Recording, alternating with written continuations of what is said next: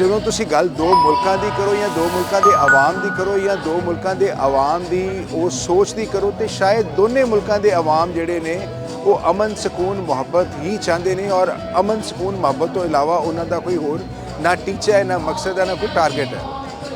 ਹਕੂਮਤਾਂ ਦੇ ਆਪਣੀਆਂ ਕੁਝ ਕੰਪਲਸ਼ਨਸ ਨੇ ਜਿਨ੍ਹਾਂ ਕੰਪਲਸ਼ਨਸ ਨੂੰ ਉਹਨਾਂ ਨੇ ਆਨਰ ਕਰਨਾ ਹੈ ਔਰ ਬਹੁਤ ਵਾਰ ਇਸ ਤਰ੍ਹਾਂ ਹੁੰਦਾ ਹੈ ਕਿ ਤੁਹਾਡੀ ਜਿਹੜੀ ਆਮ ਆਵਾਮ ਦੀ ਆਵਾਜ਼ ਹੈ ਉਹ ਹਕੂਮਤਾਂ ਦੇ ਉਹਨਾਂ ਪ੍ਰੈਸ਼ਰ ਥੱਲੇ ਆ ਕੇ ਦਬ ਜਾਂਦੀ ਹੈ ਪਰ ਉਹ ਮਰਦੀ ਨਹੀਂ। ਇਹ ਗੱਲ ਯਾਦ ਰੱਖਿਓ, ਧੁਖਦਾ ਹੋਇਆ ਕੋਲਾ ਵੀ ਗਰਮੀ ਦੇ ਰਿਹਾ ਹੁੰਦਾ ਹੈ। ਸੋ ਜਿਹੜੀ ਆਮ ਆਵਾਮ ਦੀ ਨਬਜ਼ ਹੈ ਇਹ ਗੱਲ ਕੁਝ ਦੇਰ ਰੁਕੀ ਰਹਿ ਸਕਦੀ ਹੈ, ਕੁਝ ਦੇਰ ਦਬੀ ਰਹਿ ਸਕਦੀ ਹੈ ਲੇਕਿਨ ਉਹ ਮਰਦੀ ਨਹੀਂ। ਆਮ ਆਵਾਮ ਦੀ ਜੇ ਆਵਾਜ਼ ਮੁਹੱਬਤ ਹੈ,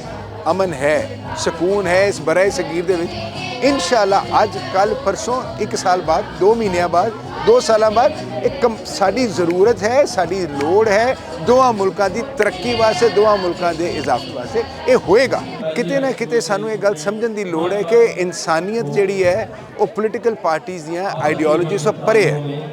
ਇਨਸਾਨੀਅਤ ਵਾਸਤੇ ਨਾ ਕੋਈ ਮਜ਼ਹਬ ਹੈ, ਨਾ ਕੋਈ ਪੋਲੀਟੀਕਲ ਪਾਰਟੀ ਹੈ, ਨਾ ਕਿਸੇ ਪੋਲੀਟੀਕਲ ਪਾਰਟੀ ਦੀ ਆਈਡੀਓਲੋਜੀ ਹੈ। ਇਨਸਾਨੀਅਤ ਵਾਸਤੇ ਇਨਸਾਨੀਅਤ ਦਾ ਹੋਣਾ ਜ਼ਿਆਦਾ ਜ਼ਰੂਰੀ ਹੈ ਔਰ ਦੁਨੀਆ ਦੇ ਕਿਸੇ ਵੀ ਮੁਲਕ ਦੀ ਗੱਲ ਤੁਸੀਂ ਕਰ ਲਓ, ਇਹ ਪੋਲੀਟੀਕਲ ਪਾਰਟੀਆਂ ਦੇ ਏਜੰਡੇ, ਉਹਨਾਂ ਦੀਆਂ ਆਈਡੀਓਲੋਜੀਜ਼ ਆਪਣੀਆਂ ਰਹਿੰਦੀਆਂ ਨੇ, ਉਹਨਾਂ ਦੀ ਆਪਣੀ ਸਸਟੇਨੇਬਿਲਿਟੀ ਵਾਸਤੇ, ਉਹਨਾਂ ਦੇ ਆਪਣੇ ਸਰਵਾਈਵਲ ਵਾਸਤੇ। ਪਰ ਆਮ ਇਨਸਾਨ ਪੂਰੀ ਦੁਨੀਆ ਦੇ ਵਿੱਚ ਚਾਹੇ ਤੁਸੀਂ ਗਜ਼ਾ 'ਚ ਲੈ ਲਓ, ਚਾਹੇ ਤੁਸੀਂ ਫਲਸਤੀਨ 'ਚ ਲੈ ਲਓ, ਚਾਹੇ ਤੁਸੀਂ ਇੰਡੀਆ 'ਚ ਲੈ ਲਓ, ਚਾਹੇ ਪਾਕਿਸਤਾਨ 'ਚ ਲੈ ਲਓ, ਚਾਹੇ ਅਮਰੀਕਾ 'ਚ ਲੈ ਲਓ, ਚਾਹੇ ਰਸ਼ੀਆ 'ਚ ਲੈ ਲਓ, ਚਾਹੇ ਯੂਕਰੇਨ 'ਚ ਲੈ ਲਓ, ਆਮ ਇਨਸਾਨ ਪੀਸ ਦੀ ਗੱਲ ਕਰਦਾ, ਆਮ ਇਨਸਾਨ ਮੁਹੱਬਤ ਦੀ ਗੱਲ ਕਰਦਾ ਔਰ ਇਨਸ਼ਾਅੱਲਾ ਮੈਂ ਜਿਵੇਂ ਪਹਿਲਾਂ ਵੀ ਕਿਹਾ ਕਿ ਆਵਾਜ਼ ਦੱਬੀ ਕੁਝ ਦੇਰ ਰਹਿ ਸਕਦੀ ਹੈ ਲੇਕਿਨ ਫਿਰ ਫੈਜ਼ ਦੇ ਬੋਲ ਯਾਦ ਆਉਂਦੇ ਨੇ ਕਿ ਬੋਲ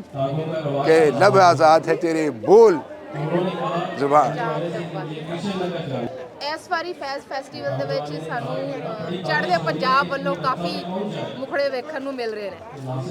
ਹੋਰ ਵੀ ਲੋਕ ਆ ਰਹੇ ਨੇ। ਕੀ ਲੱਗਦਾ ਹੈ ਆਉਣ ਵਾਲੇ ਦਿਨਾਂ ਦੇ ਵਿੱਚ ਇਹ ਰਾਵਾਂ ਖੁੱਲਣਗੀਆਂ ਜ਼ਰਾ? ਮੈਨੂੰ ਇੱਧਰੋਂ ਉੱਥੇ ਪੈਰ ਰੱਖੀਏ ਤੇ ਅਸੀਂ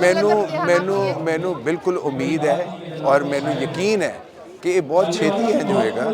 ਔਰ ਇਸ ਦਫਾ ਮੈਂ 50 ਲੋਕਾਂ ਨੂੰ ਇਨਵਾਈਟ ਕਰ ਰਿਹਾ ਕਿ ਇੱਕ ਅਦਬੀ ਮੇਲਾ, ਇੱਕ ਫੈਜ਼ ਫੈਸਟੀਵਲ ਅਸੀਂ ਅੰਮ੍ਰਿਤਸਰ ਦੀ ਧਰਤੀ 'ਤੇ ਕਰੀਏ ਔਰ ਹਿੰਦੁਸਤਾਨ ਦੀ ਹਕੂਮਤ ਫੈਜ਼, ਕਿਉਂਕਿ ਪੂਰੀ ਦੁਨੀਆ ਦਾ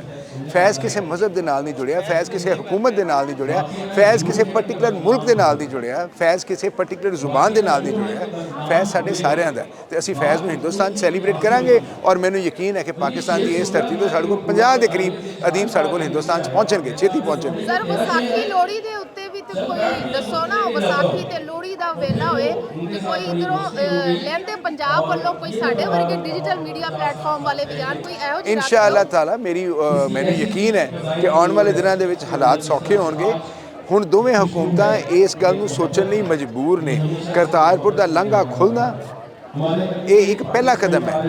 ਇਸ ਤਰ੍ਹਾਂ ਹਿੰਦੁਸਤਾਨ ਦੀ ਹਕੂਮਤ ਵੀ ਅੱਗੇ ਵੱਧ ਕੇ ਕੰਮ ਕਰੇਗੀ ਔਰ ਇਨਸ਼ਾਅੱਲਾ ਤਾਲਾ ਤੁਸੀਂ ਸਾਡੀ ਜ਼ਿੰਦਗੀਆਂ ਦੇ ਵਿੱਚ ਇਹ ਅਮਨ ਸਕੂਨ ਵੇਖੋਗੇ।